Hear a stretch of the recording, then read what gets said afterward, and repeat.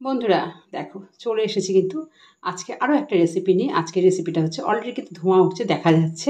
আজকের রেসিপিটা হচ্ছে তোমার মিল্ক পনির। মিল্ক পনিরে কী কী দিচ্ছি সেটা কিন্তু আমি কড়াইতে যখন যাচ্ছি তখনই কিন্তু আমি দেখিয়ে দিয়েছি সমস্যাটা। আর খেতে কিন্তু দারুণ হয়, ভীষণ টেস্টি একটা কিন্তু ডিশ, এটা ভীষণই ভালো লাগবে। কিন্তু আমি এর পরের দিন কিন্তু তোমার মশালা পনির নিয়ে আসবো, খুব ভালো হয়। যদিও আমি পনিরের আইটেম খাই না, তোমরা অনেকেই জানো। তা আমি দুধ জাতীয় জিনিসটা একটুখানি কম খাই, কিন্তু আমার হাজব্যান্ড বা আমার মেয়ে কিন্তু ভীষণ পছন্দ করে। তা যাই হোক, তোমাদের কেমন ভিডিওটা লাগছে কিন্তু পুরোটা দেখবে, কিন্তু ভিডিওটা দেখার পরে কিন্তু তোমরা কিন্তু কমেন্ট বক্সে থেকে কমেন্ট করবে কেমন লাগলো।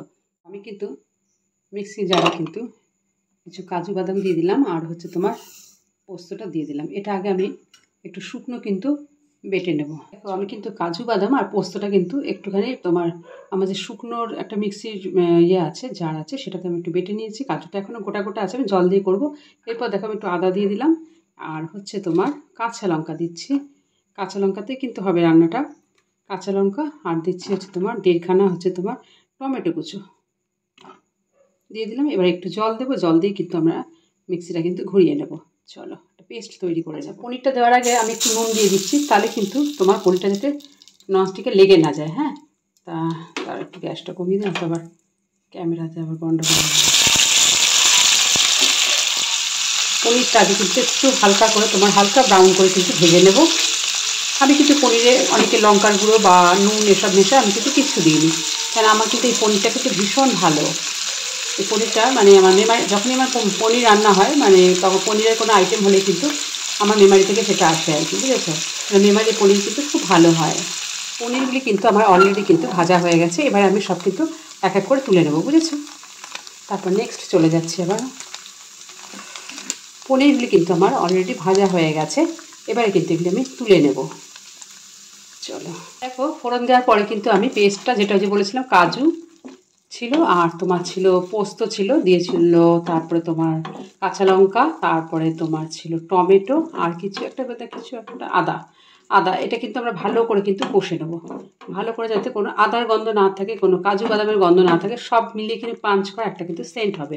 চলো, আর সঙ্গে কিন্তু ফোড়ন দেওয়া আছে, একটু ফুটে উঠুক।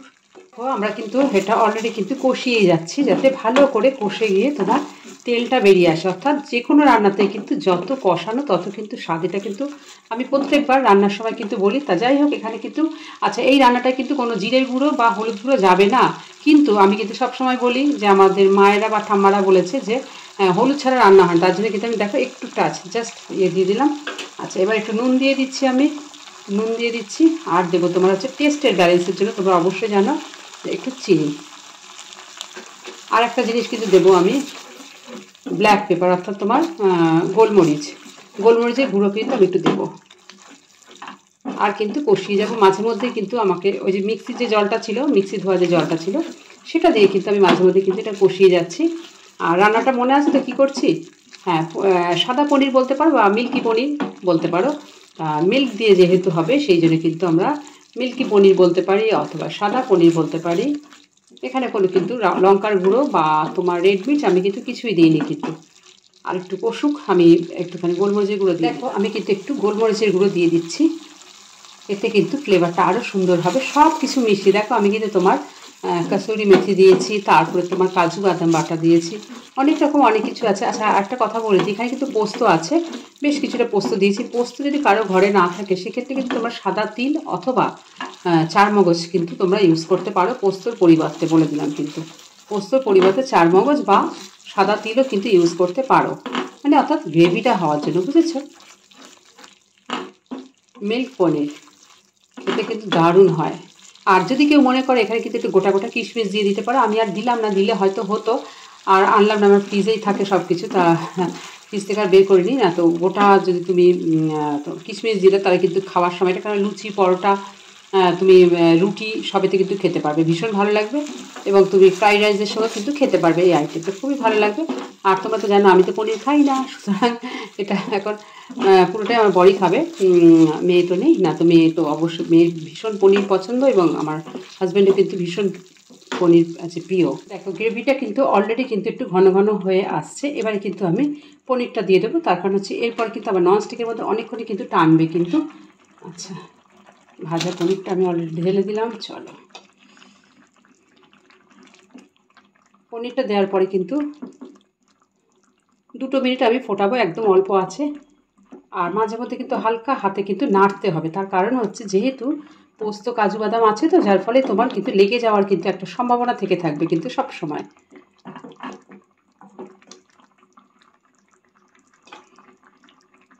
আমাদের কিন্তু দুধ পনির বা মিল্ক পনির অথবা হোয়াইট পনির কিন্তু আমাদের রেডি হয়ে গেছে মোটামুটি না, সবটাই কিন্তু হয়ে গেছে।